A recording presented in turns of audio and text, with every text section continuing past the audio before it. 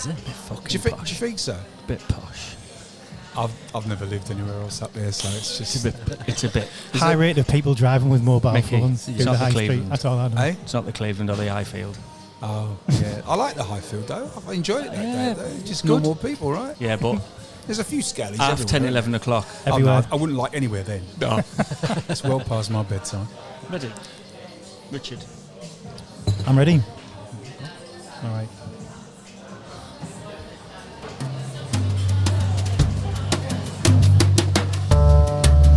Hello, this is the Everyman Can podcast. Podcast based on mental strength, how we can use it in our everyday lives. Interviewing local people, using their experience, their wealth of experience through their personal journeys and their own professional journeys, how they use it for themselves, how they use it for other people, and hopefully you can take something from it. We hope you enjoy. Hello, all right? Hello. Well then. Cafe Nosser. Is it Nosser or Nosser? No, I sir. haven't decided yet. Nosser. Anyway, Should we just ask someone? Isn't double Cafe S? Nosser in Yarm. Isn't double S like a sh?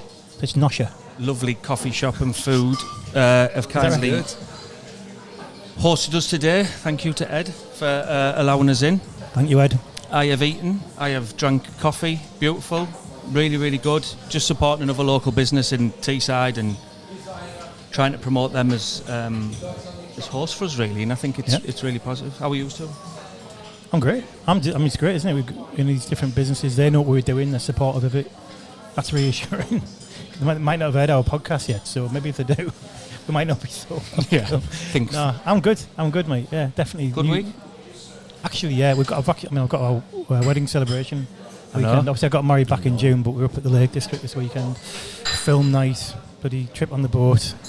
Bit of a bishop on the Saturday night. I will and be then there for the Saturday. Walk up Helvellyn on the Sunday morning with a hangover. I'm still debating. Can't that wait one. to see you jump in the red tan. I'm not. Get your best kecks on, lad. I'm not He won't dipping. do that. He won't do I do on my own, Matt. I'm not against dipping. It's just take the piss out used to. Yes, water dipping. How are you, Matt? He's going to dip his Good, balls good. in. Do you know I was going to say busy week? What, is it Tuesday? I've had a busy week and it's Tuesday. Good. So all good, honestly. Good. As I always have. It's one of those weeks, isn't it? Yeah. Actually, is it only thought it was Tuesday? It's not for me. I need a job. You do need a job. Put an advert out. Applying. No one gets back to you. Nightmare. Matt has left the police. Matt is multi-skilled, transferable skill. All this work It's you could be just. doing. I know, but no one gets back to you. Okay. Frustrating. Well, maybe it's just not the right one, is it? It'll all work Yeah, out. of course it will. So, Cafe Nosser Not sure. today. A good friend of mine, actually. We've become. Well, I think we've become quite close mates. We probably think something different. Shaking his head. Micky Nicholas, how are you? Not too bad. Nice to see you, Matt, and And the rest you? of the gang. Good to be You here. too, man. Good. 60-year-old last week. 60 Thursday. Don't put days on me, Matt. It's this Thursday. Is it this Thursday? This Thursday. 60 years of age. Minus. 60. Yeah. Husband and father. Oh, yeah. 5 kids. Still married somehow. 5 kids and still looks like not a 60. Said 60. Okay. I know. This I didn't podcast's going to be I know, something right? different. It was an easy paper round. So, How much does Mickey, an oxygen tank cost then? yeah. Londoner, Yeah. East End of London? Born and bred. in East what End, you yeah. describe as the hood. The You hood, always man. say to me, the hood man. The hood, man. Matt. So we went to watch. I met him the other week at the Mela at Albert Park, and we went for a few pints to watch a match. I said, "Oh, go on this pub." He went, "Matt, pubs aren't rough, man. From the hood, man." That's all I get. It's not better. So, bit of a bio for you, Mickey. Painter and decorator. Oh, yeah. Then into postal work. Yeah. Then joined the Fire Brigade at 26. Yeah. Made your way up and became a rep for the FBU. Yeah. And then you became secretary of the Fire Brigade Union, Black and Ethnic Minority Members Section. 2006 to 2014, you were a Labour councillor for Newham. I was, yeah. 2002 to 2012, Fire Brigade Union Executive Council. I was, yeah. 2017, you were put on the MBE Queen's Honours list, which Oh, we'll yeah. come on to. I forget about that sometimes. Use it when you need it, Mickey. Yeah, Use it. use it when you're discussing your pay. Like when you need a good seat in a Or cafe. Or Yeah. you get stopped by the police and you Yeah. bank your rights. Yeah. Absolutely. And you are currently the Diversion Inclusion Diversity Currently, you're a diversion and inclusion manager for Northumbrian Water. That's easy for you to say, mate. Yeah, yeah. Football coach, Football coach, DJ, occasionally. and just from what I've learnt, Mickey, over the past few years, an all-round top bloke. Thank you. So the first question we ask everyone, Mickey, is... Hey, you forgot about that last bit there. Oh, I'm not saying Oh, that. no, he's not, sorry, they haven't brought charges yet. Have they? No. Oh, sorry about that. That's all right. Okay, it's not all good. That's still under investigation. So, Mickey, welcome. It's been a long time coming. We've been going to do it, then putting it off, and then us three have finally got our asses into gear and sorted this out. What is mental strength to you? Two things really. First of all, is identifying what that means, especially when you come under a bit of mental pressure. So it's taken me a long time to identify first and foremost when I'm struggling and I need to have a bit of mental strength. And the second thing is waking up the next day. Sometimes when you're under the cosh, you open your eyes and it's a new day. And for me, sometimes for a lot of people, and it certainly was to me in some parts of my life, that was mental strength. I'm still here. Yeah. You know?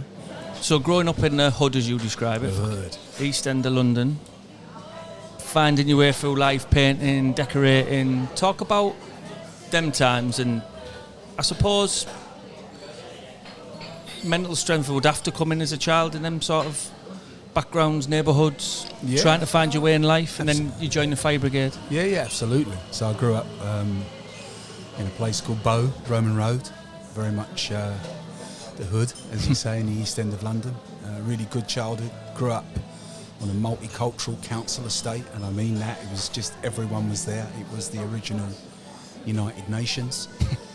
All colours, all shapes and sizes, different types of attitude, a fair bit of criminality and everything else that goes with, without stereotyping, but some of those communities, people do what they have to do to keep their head above water.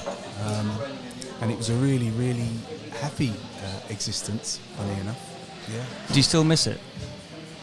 I know we spoke about you went in, you had a meeting last year in Newcastle, and you were a bit late. Yeah, I went down the wrong way up Westgate, and it's a good story. So we were at a place called a Common Room, my team, and of course I didn't know where I was going, so they just said it's on the corner of something and Westgate. So off I went, and just kept going. And within a short space of time, I was in a place that I felt really at home. Dodgy shops, fire station up the road, barber shops, chicken shops. And I thought, oh, this is nice. But anyway, it was a mile away from where I was supposed to be.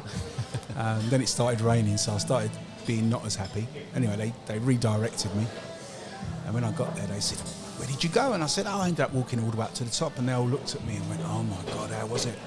I said, it was fantastic. Like home, eh? It was just like where I grew up, kind of thing, and what I know. So those parts of our communities up and down the country have always been places where I felt most comfortable, because that was my background. So going through life, fire brigade, what led you into going down that route? Because I know we've spoke at length before, and you were painting and decorating, you were worked for the postal service, and then I think it was your mate, wasn't it, who said? Yeah, a good friend of mine had joined. One day I was in a pub and I just said, oh, how's it going in the old fire brigade or whatever it was called? And then he said, oh, it's brilliant. I said, really? Or like everyone else, you just think of the danger, right? You just think of fires and all the rest of it. And I looked at him as if he was mad, and he was a proper soulhead, and I just couldn't relate the mate I knew day job to doing that kind of nonsense. And he said, oh, it's brilliant. But he didn't really talk about the danger part of it. He talked about the sport. You get time off to go and play football and rugby, and he talked about the social aspect of it and the fact that you're kind of well thought of in the community, especially amongst women, and and I just thought, so and then just as an aside, he went, you need, why don't you give it a go? He said, we're looking for more black people. And that was the first time it sort of resonated with me, and it was really funny, I grew up behind the local fire station, so my council estate was behind the local fire station. And the only interaction I ever had with them was when we kicked our ball over and they kicked it back with a few... Keep them busy. With a few expletives behind it, And I'd never ever thought about it. So, on the strength of that, the one other person I knew who was in the job, another black guy, funny enough, Robbo, and I just happened to bump into Robbo on a night out one night, and I said, I'm thinking about this, I'm thinking about that, and he went, yeah, you got to join, and told me where to get the form from, and that was it. I applied, and my partner at the time, Callum's my eldest mum, she was about 7 months pregnant, and I was in the post office. I come home one day from the post office, and I said, what have you been doing all day, babe? She was on maternity leave, and she said, I ended up driving down to the fire brigade headquarters to put in your application. I kind of said, what are you talking about? And apparently I'd filled out the application and never ever sent it. Put it back in the envelope with a must do this later. And anyway, she was just cleaning out one morning while on maternity leave, and she found the form, opened it, and then saw the deadline was that day. What a catch. So she jumped in, she wasn't a keeper. I wasn't going to say anything. She jumped in the in a little car that she had, and she drove across London to put my form in. And to this day, whenever people talk about my career in the fire service in front of her, she always puts it down to the fact that if it wasn't for her, I wouldn't be in the fire service. So that's how the journey started, just with a really casual conversation after football in a pub one Sunday afternoon. So joining, black fella, London, you said they were looking for more black males. Black people. Well, clearly then, was that a difficult time to join then, as a black man? Yeah, I didn't know that until I literally walked through the doors of my first fire station. So in those days, we spent 6 months training centre in South London, again in the hood, in a place that I was comfortable in. The training was an absolute eye-opener. I literally thought they were just going to give us a hose for six months and just give us loads of fires to put out. So I had no idea. The fire service, obviously, the obvious connection is with the Navy, water. So a lot of what we did was Navy-based military training. Right. They had to teach all of us except for one person how to march, because none of us, we had one guy who was TA, the rest of us were all civvy street, so to speak. So when the instructor said, right, who knows how to march, we all sort of looked and thought, well, we know how to walk. So we had to teach us how to march, and then you had all this discipline stuff. Everyone was called sir. You had to salute officers as they walked past you. Regimental. Very military, very, very military. I mean, part of my career was spent demilitarising a lot of it in the end. But that was fine. I saw it all as a really good game, actually, because, of course, from the hood, I'd never done anything like that before. In fact, I'd done the complete opposite. So I enjoyed that 6 months. And then my first posting, my first base fire station was, again, in my hood, in my borough. And I was really happy and really excited. I was thinking, oh, my God, I'm really going to be serving not only a community, but my community. And that's when it all really, really changed in terms of how I was received and subsequently treated on that fire station. Yeah, as you should. And that was a right eye-opener. Explain. Go on.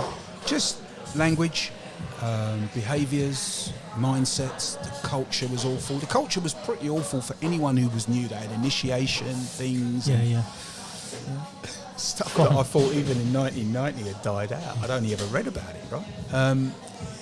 And then, of course, on top of all that was because I was fundamentally different from almost every other person on my shift. We had one Asian guy on there, Pavinder, but everyone else was just white, middle-aged, working-class blokes. Most of them who had left the East End of London years ago because they didn't like the fact that all these foreigners were moving in. Yeah, it was pretty awful. I had a very, very difficult 18 months where every day was a struggle, and there were many, many times when I just thought, this ain't for me, because I just really didn't like it. So yeah, it wasn't great. It wasn't great. The name calling, the so-called banter, the racism. Was there any advocates around you at the time? No, not at all, because there wasn't that many of us. I mean, I can tell you, when I joined the fire brigade in 1990, and by then the fire service in London was employing about 10,000 operational people. There were less than 300 people who looked like me. There were less than 300 people who were black minority ethnic. So, there was nowhere to go. We found somewhere in the end. We set something up for ourselves. But those first couple of years on that particular shift, on that watch, it was a battle every day. Yeah. So when you said you didn't want to, you kept thinking, is this for me, is it not? What sort, because it all goes back to mental strength, I suppose, doesn't it? So So what strength did you find to think, well, actually, did you think then I can implement change, or did you think then I just need to survive? Or Yeah, totally, mate. Totally survival. You're in survival mode. I think the one thing that kept me going was, funny enough, the sporting aspect of the job. When all of a sudden, you know, you're playing in one of the London, I've ended up playing for one of the, you know, the London Fire Brigade, London side. All of a sudden, it didn't matter about your colour, how long you'd been in the job, how many fires you put out. just as long as you're a good centre half. Just as long as you could kick someone. Yeah, man. So that was a real thing for me. And we had one particular guy, the guy who ran the team, he was also quite senior in the job. You know, and every now and again he'd say, "How you getting on, Mick?" And I'd sort of tell him a few bits, you know, and he knew a few of the characters, and he'd quite honestly say to me, "Well, I can sort that out for you." But of course you don't want to involve any third parties because you don't know how that's going to bounce back. So, but he was really good. He was a real advocate in my early days when I seriously thought this is not for me. But the sporting side was a great leveller because all of a sudden you were just another person involved in the sport. Was there a turning point, or was it always like that? No, there was a turning point, 2 turning points. One was when I left that shift. I joined another shift that was, again, predominantly white, but they were all something in common with me. We'd all grown up in the same kind of areas.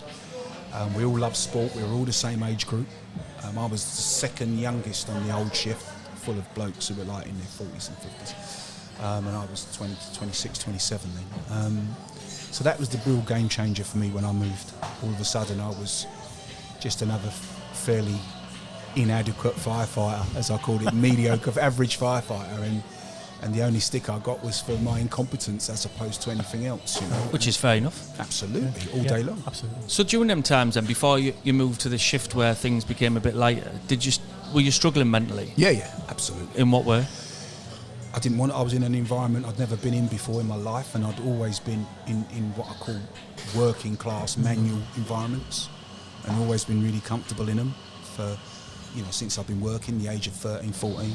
So all of a sudden, it was a massive challenge for me. I didn't want to go to work. You know, we did 2 days on, 2 days off. Sorry, 2 days, 2 nights and 4 days off. And on my 4 days off, I'd spent most of that time dredging up. Anxious. The enthusiasm, absolutely. You know, the enthusiasm for going back in. You know, because you, on a day-to-day basis, you just didn't know how you were going to be treated. So yeah, on reflection, of course, many years later, especially when we start to talk about mental health, you start to realise that some of the things you hear about is the journey you were on. And I suppose then you wouldn't, what's the right word? You wouldn't have had the platform really, like you do now, to speak out. And so if you'd have gone to your gaffer then and said, "I'm struggling with my mental health," what would you have said? Get on with it. Just laughed. Yeah, that's what it was. I said, "Man up" or something, you know. And don't forget, you know, when we talk about mental health, especially when we talk about male mental health, you are talking about a male-dominated industry.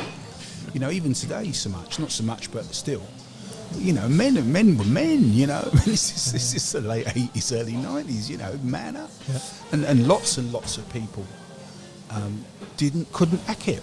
And they couldn't hack it, not because the job was particularly dangerous, although there was an element of that, just because of the environment. The culture was shocking. People do forget, don't they? We talk about, you know, those days today as if, you know, like, and people make judgments about how people behave back then. To a degree, we're using today's, like, you know, what we know today and how we behave today, which is always a strange place to be, isn't it? But if you think back, no, you weren't going through your head thinking, "Oh, I've got this, or I'm struggling with anxiety, or I'm actually feeling quite depressed." That's not the term. That's not how you're describing it to yourself, is it? It's like, this is shit. This is shit. This is really shit. It was really funny that one of the blokes on my watch, he was like the watch, as we called it, the watch governor. You know, he was a senior hound, and in my local community down the local pub, he was a right tosser. So of course I used to go back to some of my old pals and tell them, and they used to go, "What? You know, that fat bastard, he's doing what? He's saying what?" And the boys wanted to give him a slap. And I say, "Nah, you know, that ain't going to make things any easier." And that used to really rile me. We'd go down the pub of a weekend or whenever, and he'd be sitting at the other end of the bar, you know, and he was absolutely bloke in the corner with half a pint of ale saying, "Fuck all," you know. And yet he got in the fire station, he was the daddy. Well, I know Matt's a fireman, and I'll come on that in a minute, but you know, it's not about my experience in the police, but I've seen, you know, people walk crowns on the shoulder, pips at work, arrogant, ego, narcissism. Yeah. Outside of work, Same game. yeah, but outside of work, you fuck all. And I always say this to people, like, you don't realize. I did a mental health talk at the police one day, and I said to them, you don't realise, like, outside of work, no one gives a fuck who you are. No one gives a shit what position you hold at work. Everyone just wants to know what's a person like, and if you're a dick at work, outside of it, you're going to end up.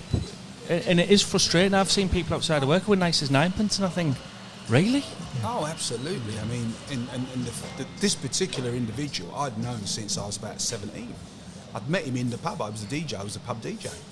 So I'd known him for ages, and I'd always known what a tosser he was. So can you imagine, when I first went on the shift, I was happy because I think I know him. Yeah. We go back like 10 years. And he was a knob. And that was really, really hard to bear. But, you know, Matt, you're absolutely right. And Matt, you might agree that there are some people who all of a sudden get a bit of authority, you know, and they become something, and they think that makes them different or special or superior, and that for me was one of the hardest things to bear, that you know, the antagonist for some of my problems and some of my struggles was like I said at the beginning, a bit of a tosser. So I was reading somewhere today that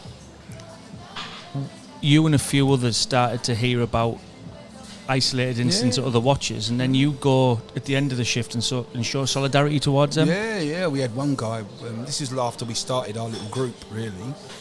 One of the guys who came to one of our meetings just happened to mention that he was in hell, you know, in terms of the way he was treated. So, you know, he went away, and he was supported by the fact we were there, and there was a solidarity, and we just said, you know what, next Wednesday, when he comes off his shift at 9 o'clock, let's all be in the car park, you know, and as he walks away, as he walks out, we're all shouting at him, and you know, and we did, and you know, he cried when he got amongst us. He started crying. You know, I get emotional thinking about it. Good, because he couldn't believe that, one, that we did that, but two, it was, you know, I can't think of the right words. It was a bit of a show of strength to say to the people who were giving him a hard time, he's not on his own. You know. Huge. Now then, we hope you're enjoying the pod. Just a little break to tell you about Every Man Can. You can find us on your usual social media platforms. You can find the podcast on wherever you get your podcasts from. We don't care, as long as you listen to it, you enjoy it, you get something from it, and you pass it on to your mates. Enjoy the interview. Let's get back to it. So moving forward then, Micky, you end up in the union. Were you asked to go in, or was that something you wanted to do? Or? No, the union was in the fire service. It was a closed shop many years ago. When you joined, little mafia they used to be, didn't they? Man, you signed up to the union. I mean, it was just a no-brainer. Ken Livingstone, in terms of, as the mayor at the time of the old GLC, in order to get some changes through, one of the things he agreed to do was to stop that happening. But everyone still joined the union. I mean, people have been joining the union for 40 years, haven't they, Matt? So you just carried on joining it. But some of the things that started to change was the FBU at the time had a particular type of what I call really left-wing socialist leadership. A guy called Ken Cameron was the general secretary, and people like Ken started to, because of their political understanding and their political knowledge, started to really look at the fire service as a culture, and then they started to become aware of, you know, black people and women having a really shit time. So they just, as a leadership, in opposition to actually what the members wanted them to do, they just went, right, we're not having it anymore, we're going to start to do something about it. And the FBU at the time, and you know, Matt will probably tell you, still has a measure of influence in the fire service, unknown for a union, because it's the only place we work. We only work in the fire service. So its influence was massive. And so when they started to get us together, they literally, by word of mouth, found out where their black members were. They didn't have a membership database that could really tell them that then. They just started to contact us and say, look, we're going to have a bit of a gathering of our black members. We know there's been some problems, and we want you to come together to start talking about it. When was this? Sorry, mate. Was this in the 90s? So this was 1995. 95, yeah. So Yeah, through word of mouth, because we'd already set up a bit of an informal group, we started to find out about it. And little did we know that we had some really good union reps from around the country that were also approaching their black members to say, look, the union are doing this, do you want to be involved? So one September weekend, we all met in a place called Wortley Hall at Sheffield, just outside Sheffield, for the first ever gathering of non-white firefighter, operation firefighters, to talk about our experiences. And the General Secretary of the Union and some of his national officials were all there, and some of the local officials in Yorkshire turned up. And we literally had 3 days of just letting it all pour out. And they got it. They absolutely got it, you know, because we didn't realise, in terms of the structure of the union, that what we were telling them were news to them. As far as we were concerned, they were part of the problem as well, because some of the people abusing us on fire stations were also union reps, you know. So all of a sudden, it opened up a bit of a world for us, and we started to see what the black lawyers were doing, the National Black Police Association. You know, this had happened a year after Stephen Lawrence was killed, so all of a sudden, you know, the black self-autonomy was really building in our society, and we wanted to be part of that because of our experiences and our work experiences. So that's how it really started. The union started to say, right, let's find out what's really going on, but let's find out from the people who are sadly having to live it. So that's I'm really glad. I'm a trade unionist myself, and I was secretary of our local Unison branch in Middlesbrough. For 3 years. I'm a Unison member now. It's had 1.3 million members. I think it is, something like that. And it's when I used to go to a conference, obviously they had the black members group, they've got LGBT, they've got women's, and that keeps expanding, like protected groups, and obviously the Equality Act 2010 really gave it something to hang on, didn't it? And things have got, I think, hopefully, a lot better since then. Yeah, I mean, I think so. I think some of the fire services are struggling at the moment a little bit because certain things stopped. Political decisions were made that stopped certain things happening, so things didn't take long to start going south again, back slightly. But yes, it was an interesting time. But one of the things that, you know, that really drove us forward was literally to a person, man and woman. It was our lived experience, our work experience was shocking, and we wanted to do something about it. And the union at that point said, we want to do something about it as well, but they wanted to do it with us, not just So mental strength in numbers, right? Oh, it absolutely was. But that first weekend was literally, I'll never forget it in my life, because where for 2 or 3 years I thought I was on my own taking a load of old shit, and all of a sudden I was in a room with about 40 or 50 other people who looked like me. Some of them had had it far worse than me, you know, and I just thought, wow. And the energy we left that weekend with was, you know what, we're gonna put a stop to all this. Yeah. And when you talk about mental strength, and when you talk about things like that, and again, 1995, the words mental strength, mental health probably weren't spoke about. It was just racism, prejudice, right, crack on, get on with it. But I suppose the turning point for you personally then, did you start to see a shift in when you knew you weren't alone, and when you knew, do you know what, we're going to go together in numbers here and really make a change? Did you feel a shift then within yourself? Oh, absolutely. I mean, my background was always, you know, in terms of my parents, always made sure that, you know, I knew where I came from, I knew the history of my people.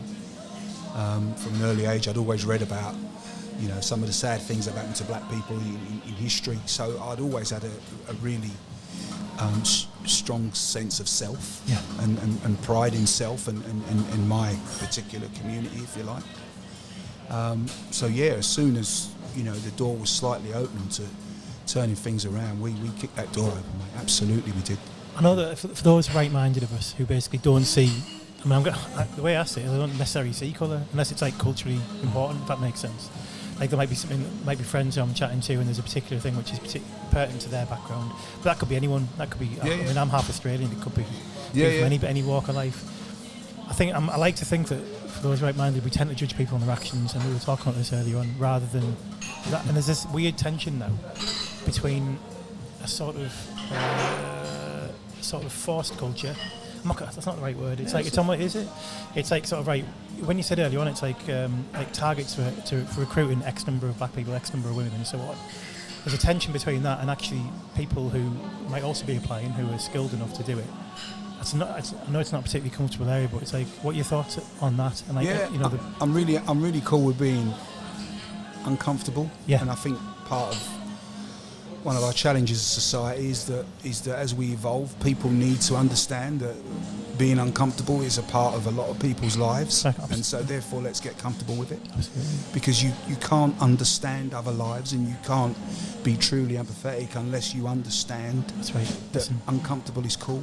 It's really interesting term you used there about not seeing colour. You know, we need people to see colour because that's our reality. I know, and I've heard the term colourblind before, and it's like, Yeah. like I genuinely, it's not like I don't. I mean, I can always struggle to find the words to describe But it, but see it's like, it's cool to see it. It's cool to see it. Yeah.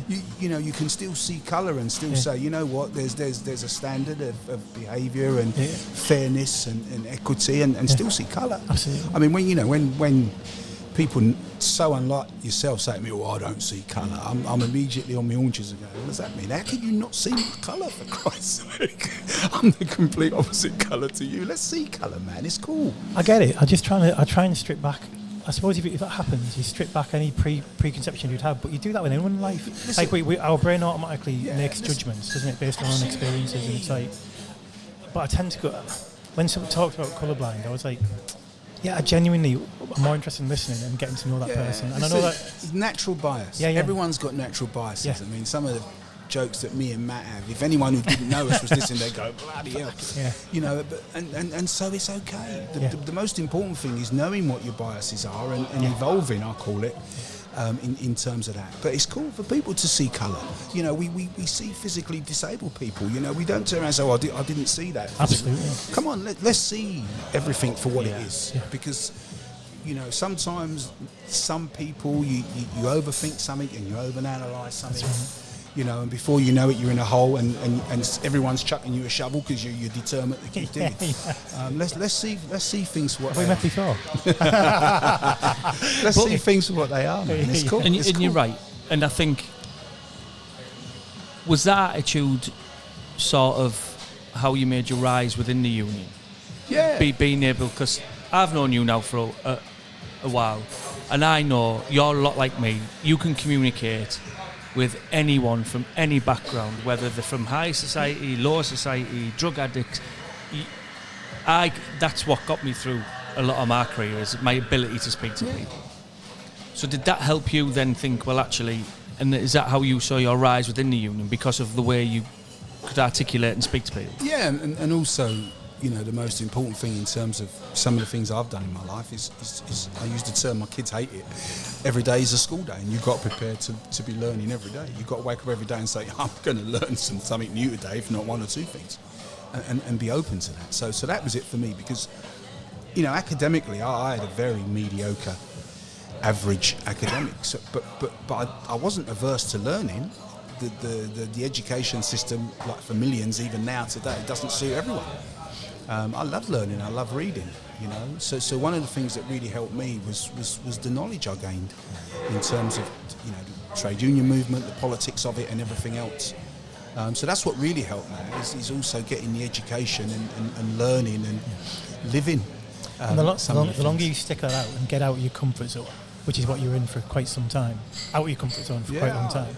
That's growth, isn't it? I mean, there's so much in there, right? Somehow it is growth. Somehow, that's right. And you don't know that until you're out of it and you're up and running and doing other stuff. Yeah.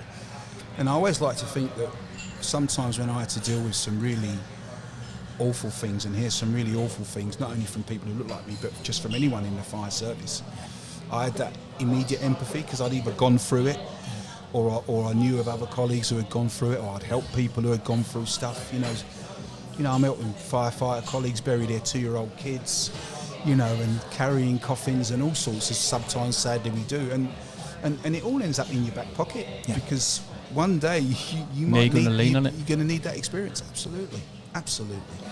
It goes back to what, I suppose, our first podcast with Amanda, when she said you've got to suffer the sad to feel the happy.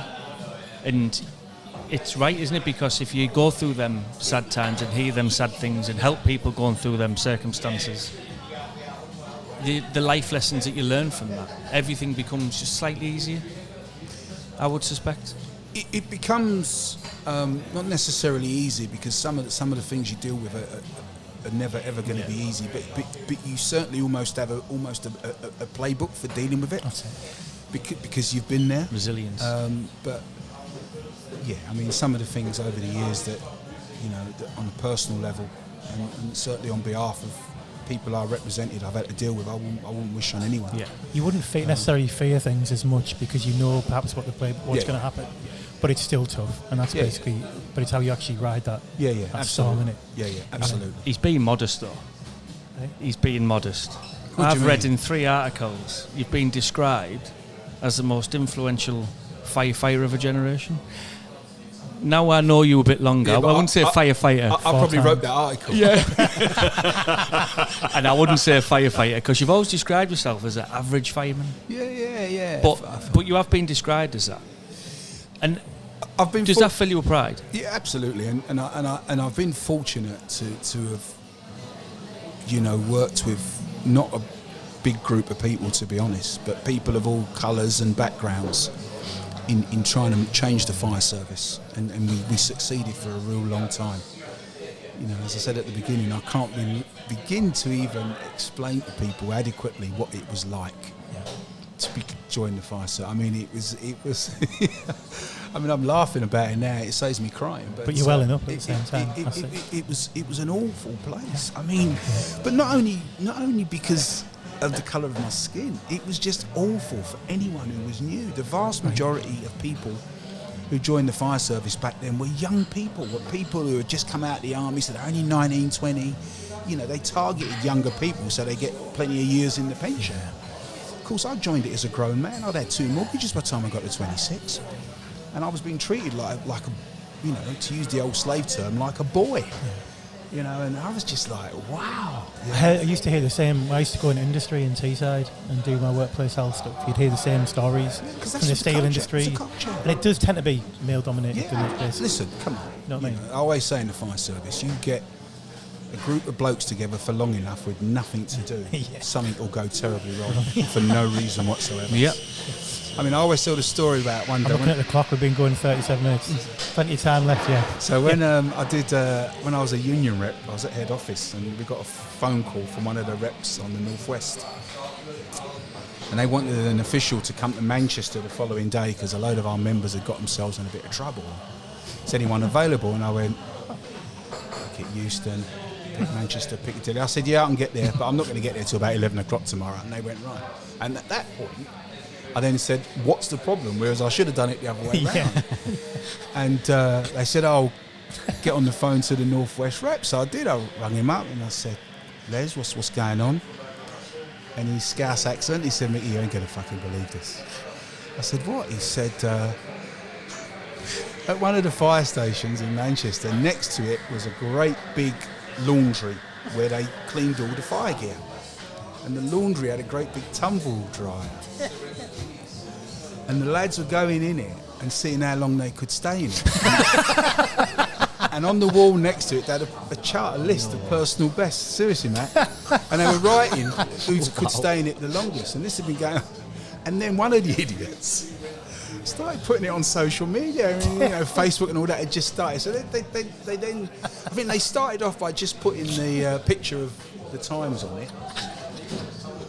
And the fucking tumble dryer, and then they started actually posting people going around. I think I remember seeing this. This rings a bell. Honestly, and after Les told me that, I said, I don't think I can go tomorrow.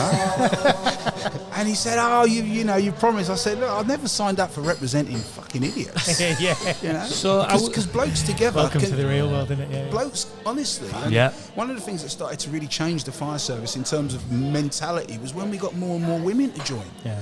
Because you get. Blokes are stupid. I often talk about, I don't know about you talk about working class, environments. I mean, we had a porn problem in the fire service for years until the mid-90s. Blokes would just sit around the telly watching porn. Lockers and all that shit, yeah. Where is the fun in watching porn with 6 other blokes? You try telling Matt Holmes. So when I became a union rep and the brigade had this great big initiative to get rid of porn and all the smutty page 3 photos in all our gyms on stations, And I was absolutely up for that because that was never my gig. And they called a meeting, just a normal, as we called it, station meeting, and they tried to get rid of me. They tried to get someone else to stand against me because they had the ump that I wanted to get rid of all the stuff that they wanted. And Thankfully, so, Matt Sterling's here to take it all and stock it, yeah. library it. So my point was, when we started bringing women into the environment, men naturally started to change because they started to relate to their mums and their sisters.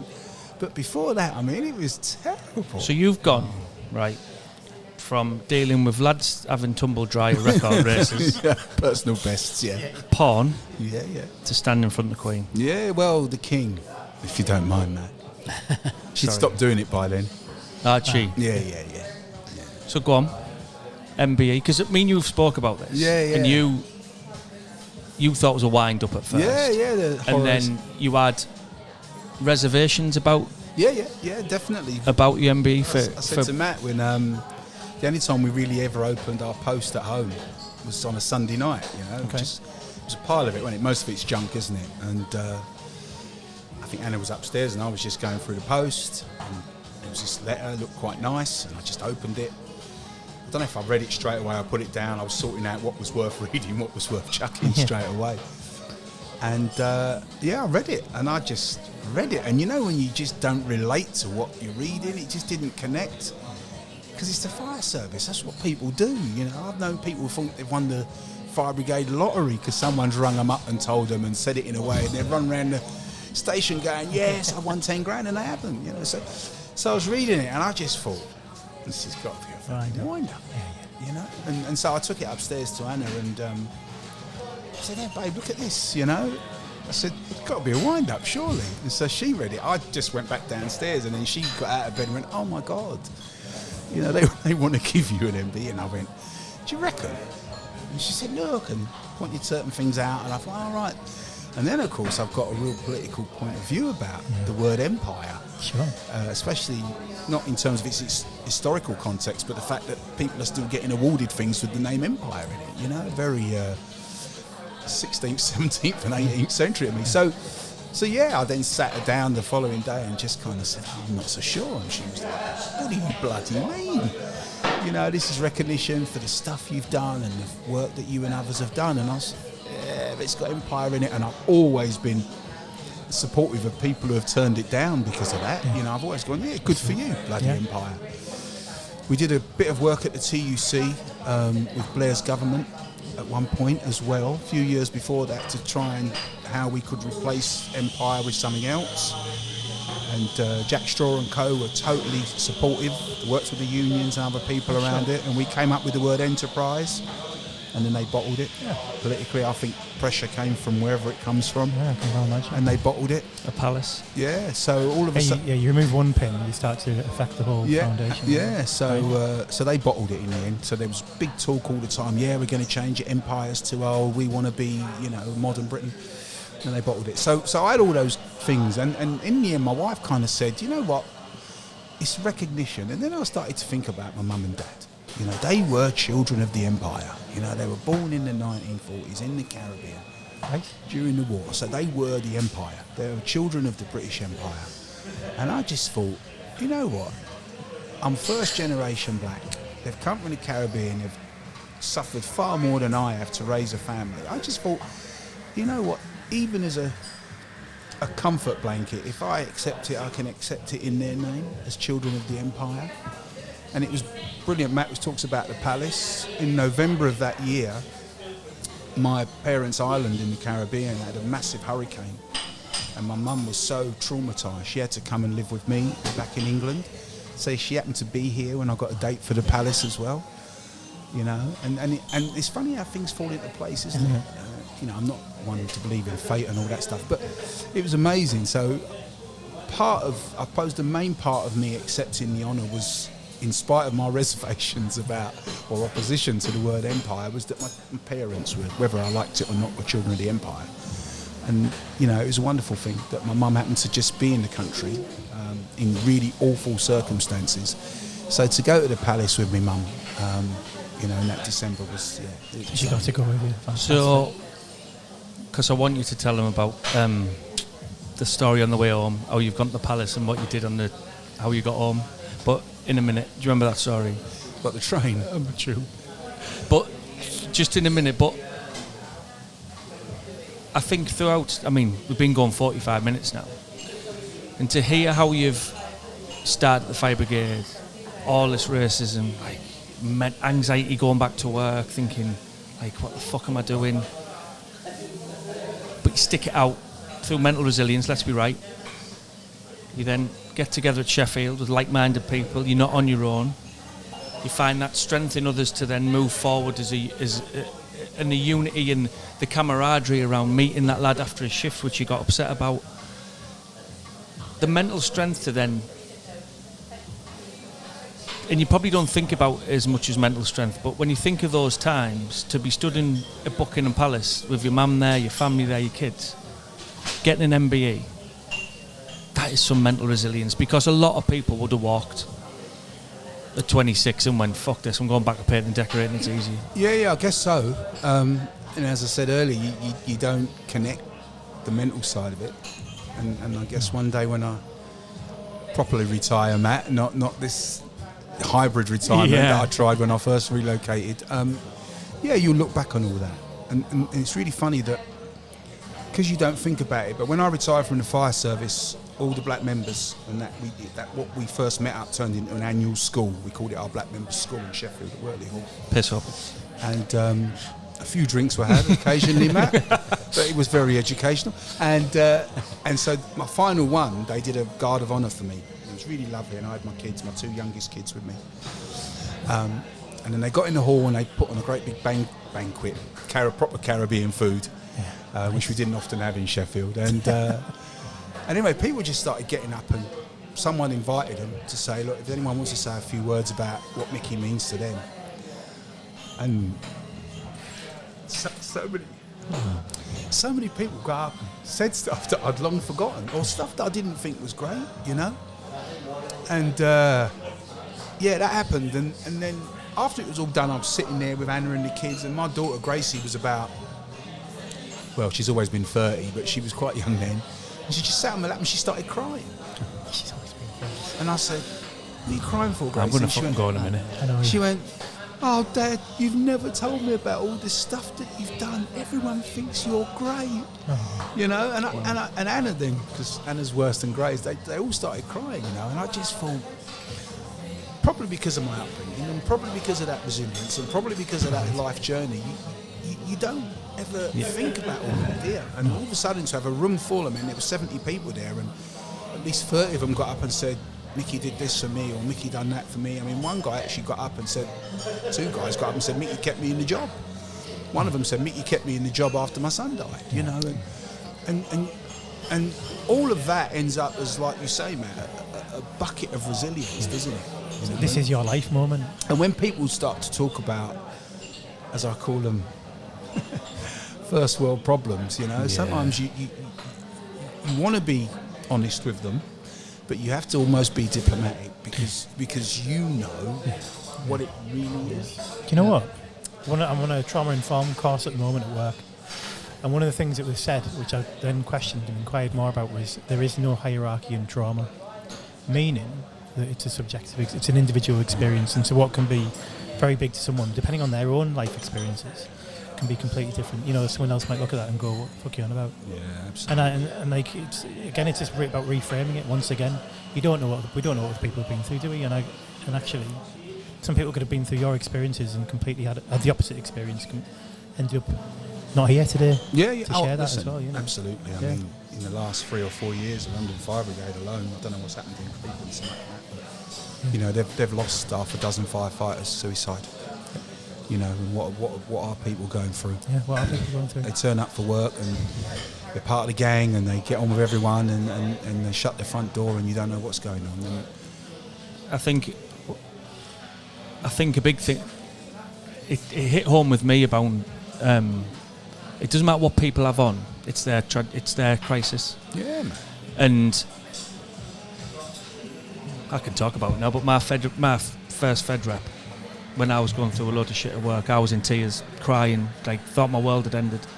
And it had. And he said to me, fuck's sake, Matt, you should see what other people have got on. And I went, fuck it, this is my crisis. And so what I've learned from that, I'm trying to help a friend at the minute who was struggling. And I said to him yesterday, he said, but things could be worse, other people. I said, will you stop playing down what you've got on? Like, his world is crumbling. Like, he has so much on at the minute. And I said to him, stop playing down. You are in a more fortunate position than others, but it's your crisis. And it doesn't matter what tilts you or what tips you, it's your crisis. And I've been quite critical probably in the past of gone to people, fucking hell, like, is that it? But to them it is their crisis. But to hear that, Mickey, and to hear it's a really what you've done for other people must have been powerful. It's a really important characteristic and attribute to have. And I say that to all the leadership people I talk to in and around, the work and everywhere else that I speak. That empathy for the moment and for the person is so important. Because Matt and I know, and everyone else does. Sometimes you walk away and you mentally you're going, bloody hell, is that it? But the important thing is to realise that they're living that, and irrespective of what you think or even your past experience in it, that's their lived experience, and everything you do to try to help them has to be underpinned by that empathy. Because you're absolutely right. But it comes back again, sorry Rich, to about mental resilience. Like I often hear people's problems now and I think, right, okay, I know whatever world I'll go and work in, nothing's really a problem to me anymore because of what I've seen and what I've dealt with.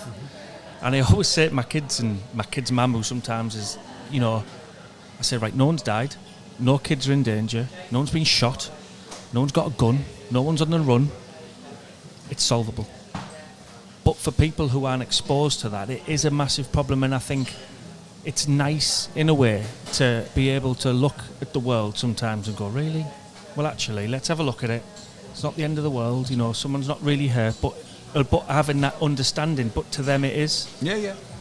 But I think from working in the emergency services and working within health and suicide, which you hear a lot about, you build up that mental strength and that resilience to be able to process that yourself and relay that calmness across to somebody else. Because if you start panicking in oh my God, isn't it terrible? They don't want to hear that. They're just, right, calm. Well, sometimes and deal with it's really funny. What we sometimes saw in the fire service was actually sometimes they did want to hear that because that was almost underpinning how they felt. And I always thought it was my responsibility, whether as a trade union rep or someone who lived that, to actually get them to a place where they could really stop and think about it clearly.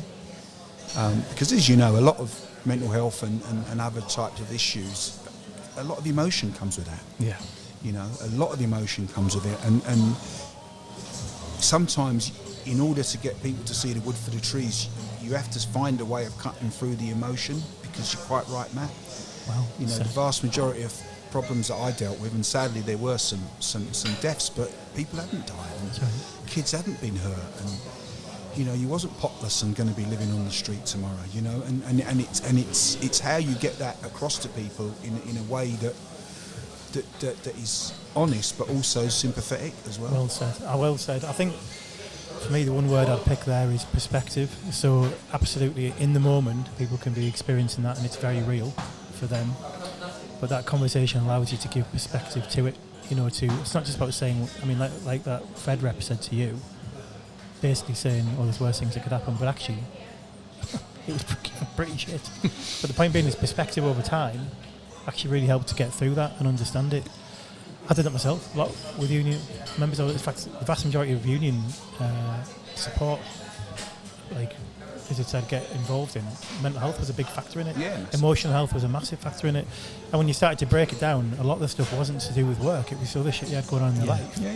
And then it was about trying to break it down, as Matt always says, one part at a time. And then, but then really trying to empower them through it. And then, so at the end of the process, what you've got is people who are actually more empowered, more able to sort of cope with it and put it in perspective, use those skills. Yeah, and that's what I'm really pleased, in terms of what Northumbria Water are doing around having those mental health first aiders and people who are helping people. And sometimes they're just an ear, they're just someone to talk to and stuff, and it's really important that, you know, the industry and dare I say workplaces understand that sometimes people just want someone to talk to. Yeah. If you can also signpost them to experts and people who are really experienced, all the better. But can you imagine, you know, I always laugh, I always think about COVID, right? And I always think about people who lived on their own, you know, and people who were really struggling and they couldn't go anywhere to talk, weren't up for doing a Zoom call, not necessarily people who can use the phone, couldn't go to their local pub and sit with their mates and have a chat about almost anything. You know, and I always think about those people and how lonely that must have been. You know, and sometimes, you know, even now, today in 2023, we're still dealing with the consequences of that, you know. No kidding. I mean, I won't get into that in too much detail. Matt knows my thoughts on that in terms of the lockdowns and the impact on mental health. No, I know. It's just... I mean, again, we don't sort of straying away from politics. But the point being is that those real people out there who, for some people, a lot of people are still living in that mindset. Yeah. And actually, you see it. I see it every day. I've seen it today, in terms of people just having the confidence in a space where we should all be collaborating to actually say what they're thinking, because it's almost like the world has smashed everyone's confidence, or they're almost fear. There's this sort of enforced fear of it being close to other people. And so you've got future adults whose adolescence started at COVID. Absolutely. So they know nothing different. And you're absolutely right, Richard. So they are still continuing because they know no different to live almost with a lockdown mentality. Can I, on young people, I don't know, Matt, I don't know what the average age is in the fire service or roughly what the feel is of that. But I personally, while I struggle with some of the things, because obviously we're all down 45, got to get my head around some of the new things that are like going on, gender, identity and things. Every day. And I've had those conversations with my son. You know, his partner uses pronouns that are like, you know, they, them, and so on. So I had a long conversation with him, and I've got into a space where I'm like, my value is, I don't really give a fuck what people do as long as it's not hurting the rest of society and other people, and it's not. And so it's about further recognising differences, and I think the next generation, I genuinely do, are smarter, and actually I've got a lot of hope in them for the future, but that stuff to overcome that you refer to there is going to be huge. Yeah, absolutely. So, Micky, we'll start to wrap it up. Fascinating. And we haven't even touched on stuff I wanted to speak about, and maybe we could do it again. What do you do now for your own? I'm going to ask you 3 questions. It'll all roll into one. What do you do for yourself to keep looking after your own mental strength? What do you do? What's your advice to others? And after everything, why Teesside? I'll start with Teesside. I'd got to the point in my life where I'm London born and bred, and London's a fast place, and it sort of dawned on me just as I got into my 50s that it's not only a fast place, but it's for people who can handle the pace. And I've always said to myself, because it's one of the wonderful things about joining the police or the fire service and those kind of places, if you get lucky and you stay healthy, you know the exact date you can go. So I knew that I was going to go in 2018, possibly 2019. And my plan was always to go and live in the Caribbean. You know, and of course I met Anna, and then we had the kids, so that went up the Swanee. But of course I've been coming here for years, and I really liked, you know, the fact that beaches are closed, some of the walks, you know, me and Matt go on and that, and I just thought. So when Anna sort of said 2 years before I retire, you know, what do you think we could make a life up there? I was like, I'm in for a penny, in for a pound. Yeah. So that's how I ended up on Teesside, simply because I didn't want to live in London, and I certainly didn't want to be retired in London. Worried about my kids and their safety on a day-to-day basis. So that was why, really. In terms of keeping my mental health, I exercise. I've been really, really privileged to live in a really nice place that aids mental health because it's easy here. And I've got some really good mates up here as well. Perspective. You know, I've got some really good mates up here. And one of the things I guess I don't talk about, or didn't talk about today in terms of resilience is your friends and your circle, you know, and blokes are quite good at keeping friends for 50 years, aren't we, you know, and having those. So I've got some, I don't even call them my friends, I've got extended family, you know, and I've found really good friends up here. and I know that there's Matt and a couple other people. If I'm really struggling with stuff, I could sit down and we can take the piss out of each other and we can talk through it. Yeah. And I think that's really important. And finally, just looking after myself, just keeping fit. What was the other question, Matt? Just keeping fit. Well, I think you've answered just advice to others, but Comes back time and time again. But it's like, what do you do? Do you run? You playing football or? Well, I don't run anymore, that's for sure. I just about walk. I cycle. But just we coach the boys team. I also coach the girls team at Cater as well. So just being amongst the youngsters actually is quite good for your mental health. Yeah, because you walk away and go, Jesus Christ, well, what planet are they on? He always laughs at our Isaac. He goes, "How's your Isaac?" And I go, "He's over there." And he goes, "Fucking hell, nothing bothers him." But during getting just quickly before we wrap this up, just the coaching when I was doing it with the under-18s last year, that was my worst period in it. Yeah. To be coaching, being amongst 17, 18-year-old lads who were Just fit, enthusiastic, and clueless.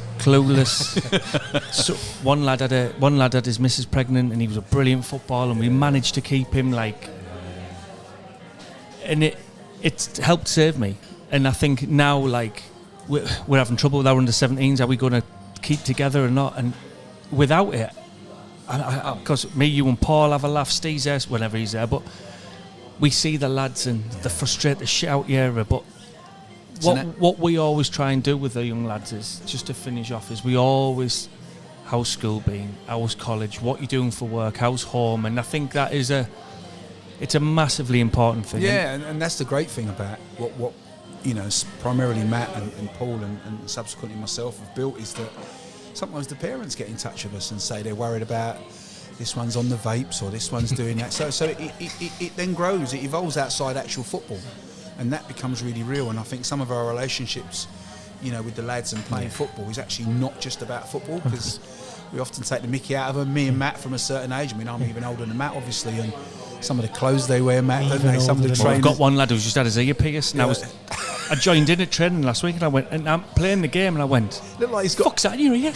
And he went, "What a pierce, Matt?" And everyone was like, "What? You had your ear pierced?" The game stopped. It looks like a mould, doesn't it? I mean, if you're going to get your ear pierced, put something in it, Jesus. But yeah, so that's the outlet for us as well. Brilliant. Thank you, Michael, Micky, legend. Thank you very much. Amazing. It's been a pleasure. Thank you very much. Cheers.